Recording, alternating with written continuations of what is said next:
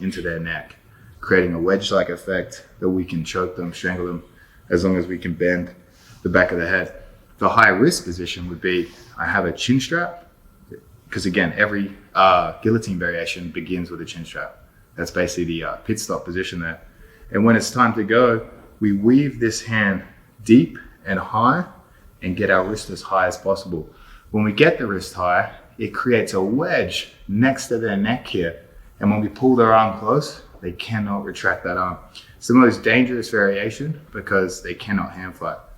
What are the strengths and weaknesses? I would say it's probably the best guillotine because we have the fast finishing ability of a high elbow, while we also have the ability to chain other submission attacks because we're around the arm. So it's sort of the best of both worlds here. If you hit it, you're gonna finish very, very quickly if it's done correctly. And again, because you're around the arm, if we're not feeling it, they start to roll out, we can switch to darces, we can switch to anacondas, depending on what the right response is. But I would say, if you're really interested in the position, have a look at that Nate Diaz Conor McGregor fight. If you want to see Gordon Ryan use it, check out his match against Keenan Cornelius. It's one that's very hard to see in tape. It's very hard to recreate what they're doing because obviously those hands are completely hidden under the body here. But if you can just visualize it before I really teach you how to do that move, is chin strap, and we might be on the elbow here. Both arms are coming deep here. So let's talk about how we would get that finish here. And the easiest spot to set it up would be a front headlock position. So I'll grab Nick Ortiz here. So the way I prefer to set it up would be one hand on the chin, one hand on the elbow here. What we have to understand is that wrestlers in a front headlock will be on their hands. They want height. Wrestlers are very good defending front heads. They want height. They're always building for height. And when they're on their hands, they have much better lateral movement. Nick can really move his body quite quickly here. However, if he's on his elbows, he doesn't have much lateral movement. He also, by being on his elbows, limits one other thing. And that other thing is he has less of ability to defend a go behind because his weight's on his elbows here.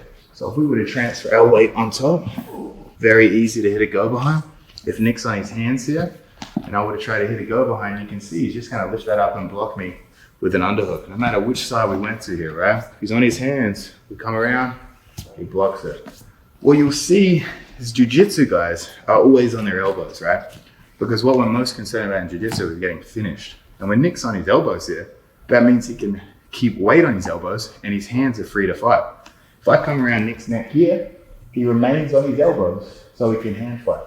Because again, when jiu-jitsu guys feel something around their neck, their instinct is to strip those grips. Just as though if I had Nick's back, we had a deep strangle hand, Nick's instinct is to hand fight. We can use the high wrist variation in combination with go behinds, right? Because if I threaten the high wrist and Nick's on his hands, he might drop to his elbows to hand fight, which gives us an easy go behind, right? I wouldn't necessarily go for the high wrist variation. I mean, unless I need to pull a rabbit out of the hat, time's running out, if Nick was on his elbows. But if he's on his hands, that's our trigger that we can go for a high wrist variation. Why is that? Because his hands are taking the weight of his body. If his hands are taking the weight of his body, it's not easy for him to lift those off the ground and begin hand fight.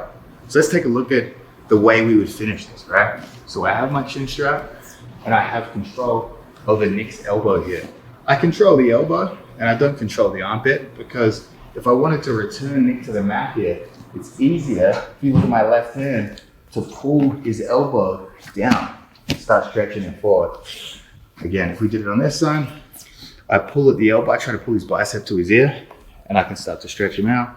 At the armpit here would be quite difficult, right? So those are our base grips. Chin strap, elbow. So let's look at what I do from this position, right? The knee closest to Nick's head's on the ground, and I got a post foot with the other foot. I'm gonna slowly start to pummel the high wrist. This is why it has its name, because we're getting that strangle hand high up past the shoulder here. So with whichever side I do it, I really get that hand high.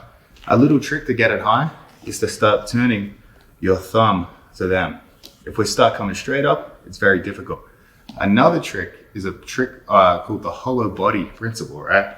And that is, if I'm around Nick's neck here and I keep my shoulders broad, I really don't get much penetration, man. My shoulders are back. It'd be the same if I was going for a rear naked strangle, right? If I got a seatbelt, my shoulders are back.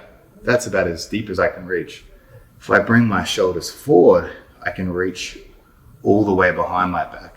So if I have Nick here and I want to get a high wrist, which is a deep position here, it's quite reminiscent of a rear naked strangle, I would hollow my body out to start throwing that hand deep. So you can see his head's trapped in here and my hand is wedged against his body. So we did on the other side, we would go not broad shoulders, we would hollow out so I can start getting that hand very deep. Now what do we do with the other hand? The other hand, we need to control the elbow, because you can see I'm basically giving him an escape variation we've talked about a lot here, and that's inside ear position. If I just went the strangle hand deep, Nick will just start to circle and pummel his left ear to my chest. And he's cleared the position. So we did on the other side. He would just pummel that inside ear and circle, and we lose everything we work so hard to get.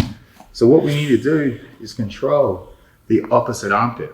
If I want to prevent Nick's ability to rotate, I have to keep control over the armpit. So just as we went deep with the strangle hand, we want to go deep with the armpit hand. So my hand would transfer from elbow here to deep. And I really control his armpit with my elbow and attach it to my body here. What that does is it controls his lateral movement. Because again, we're going deep. It's the exact same thing as if Nick did an elbow push. If we had a shitty chin strap and Nick pushed my elbow, what's happening is my elbow is going from correct chin strap position to deep. So to counteract that, we go deep with both hands. As I pummel my high wrist, I start to create an angle. And if Nick lifts up, you can see the positioning of my arms here. My hand that was on the elbow has come deep, and I pull his shoulder to my body. My hand that was on the chin strap has come deep. Now we're quite attached to Nick's body here. So if you look at it, I create an angle. My right ear goes from Nick's right shoulder, and as I cut an angle, I look down towards his left.